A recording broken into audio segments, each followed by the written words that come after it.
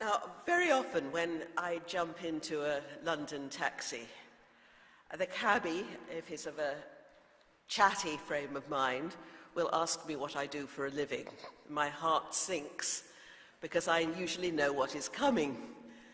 I tell him and he replies, religion has been the cause of all the major wars in history. It's an odd remark.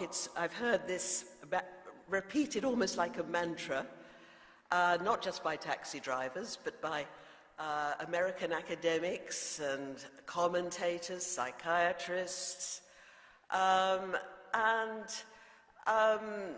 but it is an odd remark because the two world wars were clearly not fought for religion but for secular nationalism.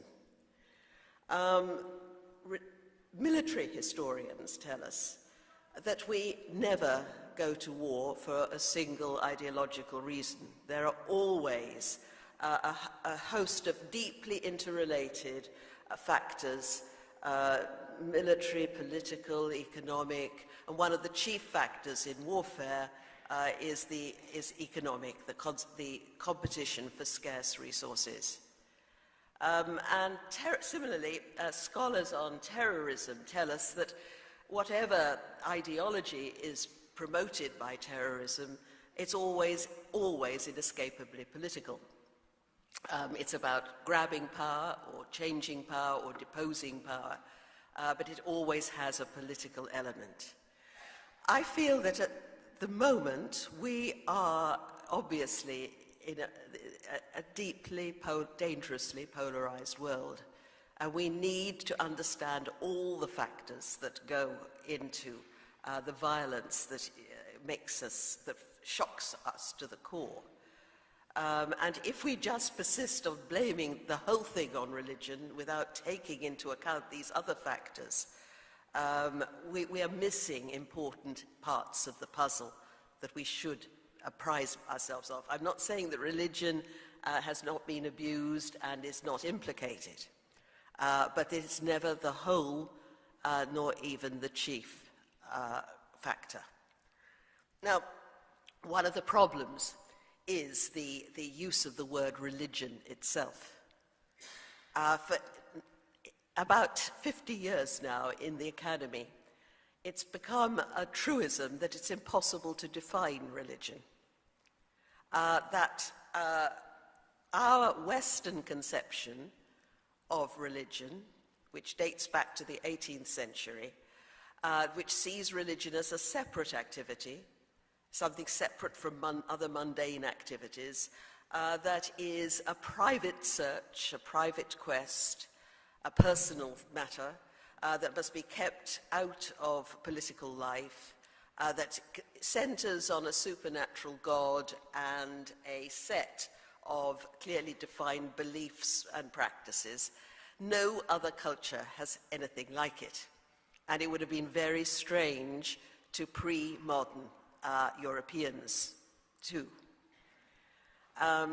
The words in other languages that we routinely translate religion almost invariably have a much more inclusive frame of reference. In Arabic, din, it means a whole way of life.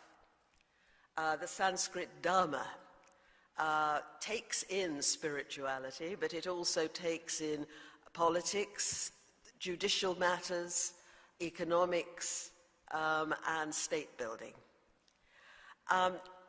In the Greek, the Oxford Classical Dictionary tells us that no word in either Greek or Latin corresponds to the English religion or religious. Our development of a specialized view of religion as essentially private search was a revolutionary innovation. And it produced secularism, the separation of church and state, which I'm all for. I think it has done, it's not least because it's been very good for religion. But in other parts of the world, it is a very strange idea indeed.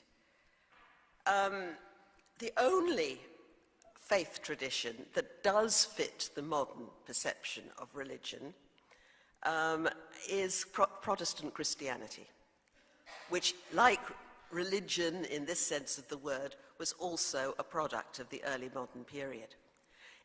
Here we are in this synagogue, and the rabbis who composed the Talmud would not have understood any sort of separation of religion as a special, let's talk of a Jewish religion separate, because their aim was to bring the whole of human life under the ambit of the sacred. You see, we are meaning-seeking creatures. Unlike dogs, who, as far as we know, don't spend a great deal of time agonizing about the canine condition or the plight of dogs in various parts of the world, we human beings do. We have to live, unlike other animals, with the knowledge of our own mortality. We find that the prospect of our extinction hard to bear. We are distressed by injustice, perhaps dating back from our hunter-gatherer days when society was more egalitarian. Our hunter-gatherer days were the longest period of our human history. And there's something deeply enshrined in us that is concerned about fairness. And we worry about these matters. We fall very easily into despair if we cannot endow whatever we do with meaning. So in the pre-modern world, religion, this is where the quest for meaning, it permeated everything. It was inseparable. When people engaged in politics, they thought religiously. The two were so intertwined or coinhered so deeply that until 1700 it would be conceptually impossible for people to say where politics ended and religion began, or vice versa. Trying to separate the two would have seemed like trying to take the gin out of the cocktail. And this is difficult for us to understand because we all use religion, the word religion, in this modern terminology. But if we look at Jesus, for example, he's often said to have separated religion and politics in his famous remark, "Render unto Caesar the things that are Caesar, and to God the things that are God's." And he's saying this as he looks at the Roman coin of tribute that has Caesar's head upon it. Now, every single anti-Roman uprising that happened in first century Palestine was based on the premise that the whole of the land of Israel and all its produce belonged to God, not to Rome. And therefore, when Jesus says, "Render to Caesar what is Caesar's," there's precious little to give back to Caesar because everybody knows that everything belongs to God. And the Greek word apodote, give it back. Take it back, Caesar. We don't want this coin here. Rather, as Jesus cast out demons from a possessed man and put them into a herd of pigs, and they rushed into the sea. And before they did that, he asked the devils, "What is your name?" And they said, "My name is Legion." Legion, the strongest evidence of Roman occupation in Palestine at that time. And Jesus is doing what a lot of colonized people would like to do, putting them into the pigs and pushing them into the sea. When Jesus overturned the money changers' tables in the temple, an act that probably led to his death, he was not pleading for a more spiritual Protestant form of worship. He was, for centuries, ever since the Persian time, the temple had been the center of the imperial administration in Judea. And the tribute, the taxes collected in kind from the peasantry, was stored in the temple. And Jesus is calling it a den of thieves. And he is also quoting the prophets. Prophets of Israel had harsh words for those who said their prayers assiduously, but neglected the plight of the poor and the oppressed. And they lambasted their rulers who were guilty of war crimes. They would not have understood the separation of religion and politics. Neither does the Quran, which is not concerned with doctrine, but is a plea for a more just and decent society where the vulnerable are treated with respect.